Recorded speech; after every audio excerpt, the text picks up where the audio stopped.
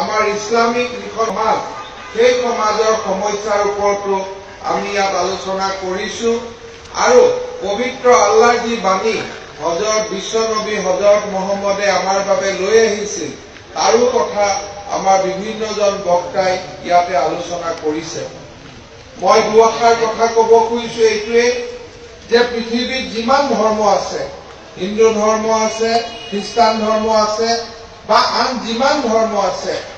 এই ধৰ্মবিলাকৰ গোটেই ধৰ্মবিলাকৰ ভিতৰত আটাইতকৈ শিক্ষা আৰু জ্ঞানৰ ওপৰত আটাইতকৈ গুৰুত্ব দিয়া ধৰ্মগ্ৰন্থখন হ'ল পবিত্ৰ কোৰাণ শ্বৰীফ।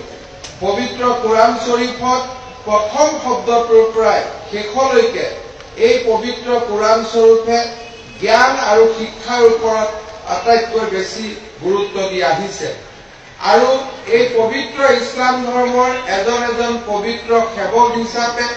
এজন সদস্য হিচাপে এই যিটো জ্ঞানৰ যি পৰম্পৰা বা শিক্ষাৰ যি পৰম্পৰা ইয়াক ধৰি ৰখাটো আমাৰ আটাইৰে আমাৰ দায়িত্ব, বিশেষকৈ ইছলাম ধৰ্মী লোকসকলৰ দায়িত্ব। জ্ঞান বুলি কওঁতে আমি সকলোৱে জানো যে আমাৰ বিশ্বনবী হযৰত মুহাম্মদে জ্ঞানৰ বাবে ইছলাম ধৰ্মী লোকক প্ৰয়োজন হলে চীন দেশলৈ যাব কৈছিল আৰু তেখেতে ইমানলৈকে কৈছিল যে এজন জ্ঞানী লোকৰ কলমৰ যি মূল্য সেই কলমৰ মূল্য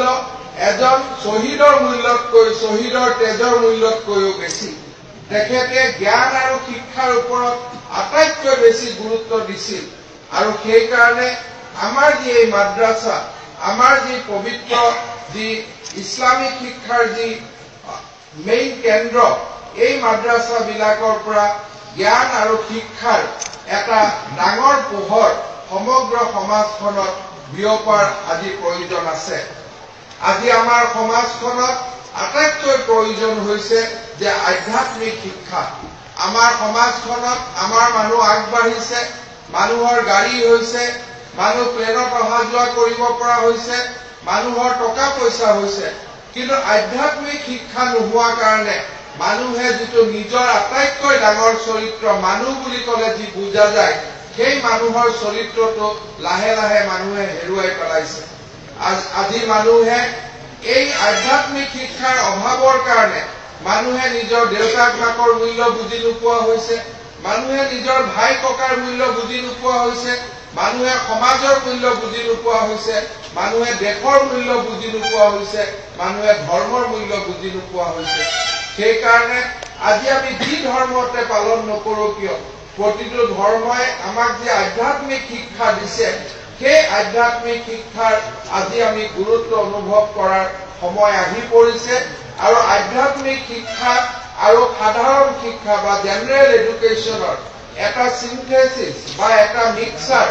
বা এটা দুইটা বস্তু মিলাই পেলাই যিটো শিক্ষা হয় সেই শিক্ষাটোৱে আজি আটাইতকৈ প্ৰয়োজন আছে। আমি যদি ফিজিক্স শিকিছো, আমি যদি কেমিষ্ট্ৰি শিকিছো, আমি যদি মেথামেটিক্স শিকিছো, আমি যদি ইংৰাজী শিকিছো, কিন্তু আমি যদি স্পিৰিচুৱেল সায়েন্স যদি আমি শিকা নাই তেতিয়াহ'লে আমি পূৰ্ণ মানুহ বা আমি টোটেল মানুহ কেতিয়াও আমি হ'ব নোৱাৰো। সেইবাবে আজি আমাৰ সমাজখনৰ লক্ষ্য হ'ব লাগে যে আমাৰ সমাজৰ উঠি অহা প্ৰজন্মক আজি আমি কেনেকৈ আধ্যাত্মিক শিক্ষাৰে শিক্ষিত কৰিব পাৰো। আজি উত্তৰ পূব ভাৰতৰ নদুৱাটো তামিল আৰু উত্তৰ পূব ভাৰত এমাৰকে চৰিয়ৰ এই অনুষ্ঠানৰ ফালৰ পৰা আমাৰ সোৱাহিলি মাদ্ৰাছা বা বিভিন্ন ধৰণৰ অনুষ্ঠানৰ জৰিয়তে একেবাৰে সৰুৰ পৰাই আমাৰ ল'ৰা ছোৱালীসকলক আধ্যাত্মিক শিক্ষা দিয়াৰ এটা বিৰাট ডাঙৰ প্ৰচেষ্টা এটা আমাৰ হুজুৰৰ নেতৃত্বত আজি আমাৰ গোটেই নৰ্থ ইষ্ট ইণ্ডিয়াত আৰম্ভ হৈছে। প্ৰায় ৪,০০০তকৈ বেছি আজি সৰু ল'ৰা ছোৱালীৰ বাবে আজি মাদ্ৰাছা হৈছে আৰু আমাৰ সমগ্ৰ মাদ্ৰাছা শিক্ষাৰ কেন্দ্ৰবিন্দু হিচাপে এই দেৱাইল টাইটেল মাদ্ৰাছাই আজি সমগ্ৰ দেশৰ ভিতৰতে এটা ডাঙৰ সুনাম কঢ়িয়াই আনিবলৈ সক্ষম হৈছে। আমি সকলোৱে জানো যে আমাৰ এই যিখন মাদ্ৰাছা আছে সেই মাদ্ৰাছাৰ যি কেৰিকুলাম বা সেই মাদ্ৰাছাৰ যিটো শিক্ষা পদ্ধতি সেয়া বেলেগ মাদ্ৰাছাতকৈ বহুত